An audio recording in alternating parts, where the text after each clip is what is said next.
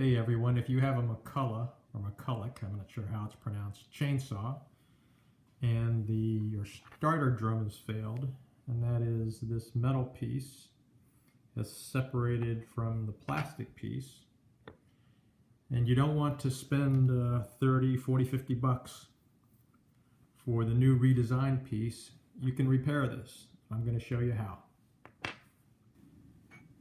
The first thing you need to do is find some tubing. I went looking for steel, and I was going to use a piece of electrical conduit and split it, but I was fortunate enough to find a swimming pool, an old swimming pool pole, and this one happens to be aluminum, but you could use steel or you could use aluminum, and it doesn't have to be a continuous ring. And get it so that it's sized to fit right over this.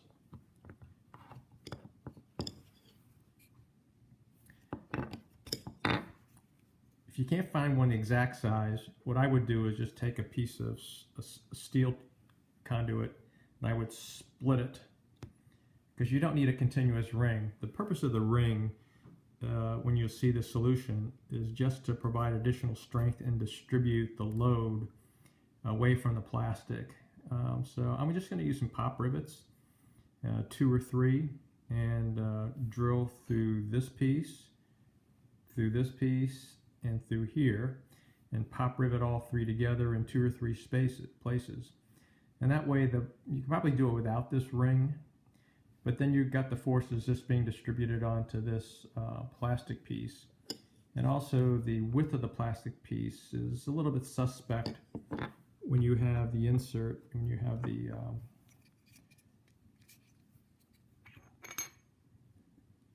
tooth gear, let's just call it a gear, when you have the toothed part in, there's not enough space between here and here for a good job on the pop rivet. So that's why I put this reinforcement here, and that way it's not one pop rivet trying to absorb all the forces and do the fastening.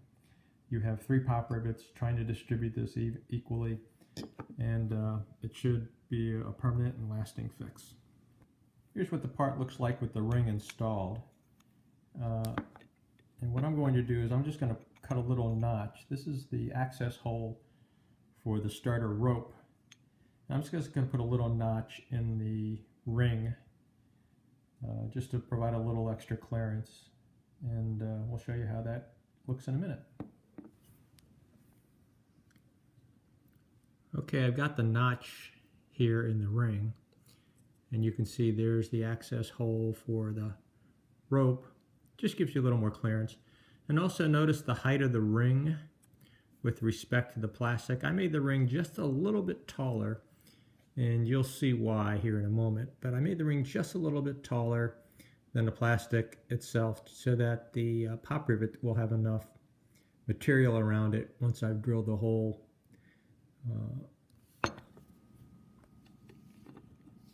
I decided to open up the notch a little bit just to make sure I wasn't going to have any metal in potential contact with the rope. You would hate for that rope to get cut over time. Then you have to take your saw apart and restring another rope.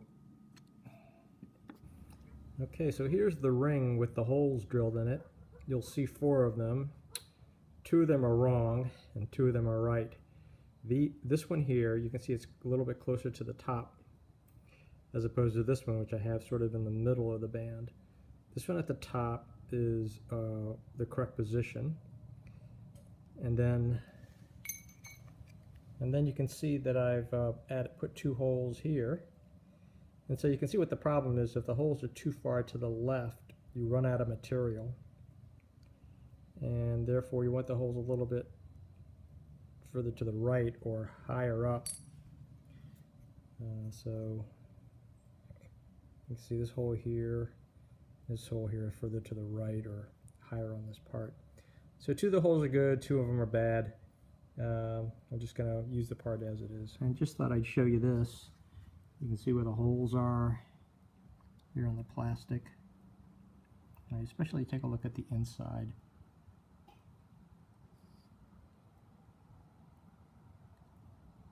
You don't want to be too far to the left, even though, because you'll see that the metal part doesn't go very deep.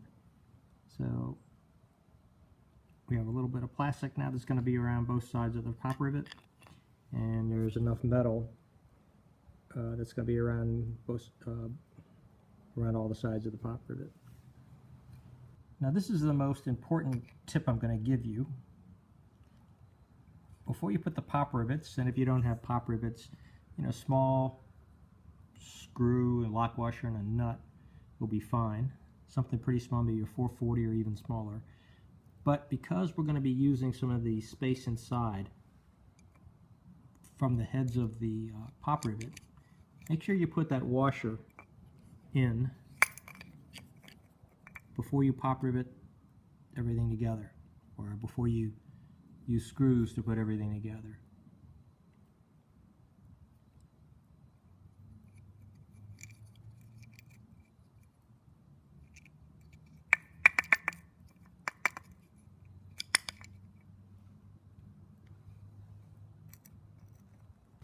Well, here's the finished part, all fixed. Turns out with the pop rivets you can get the washer in after you get the rivets in, but if you're using small screws and nuts, it's not likely you'll be able to get it in.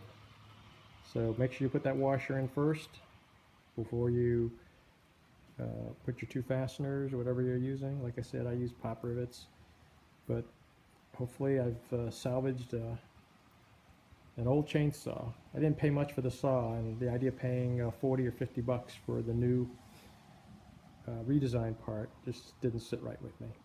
Thanks for watching, and do me a big favor, just give me a thumbs up if you found this video to be at all helpful.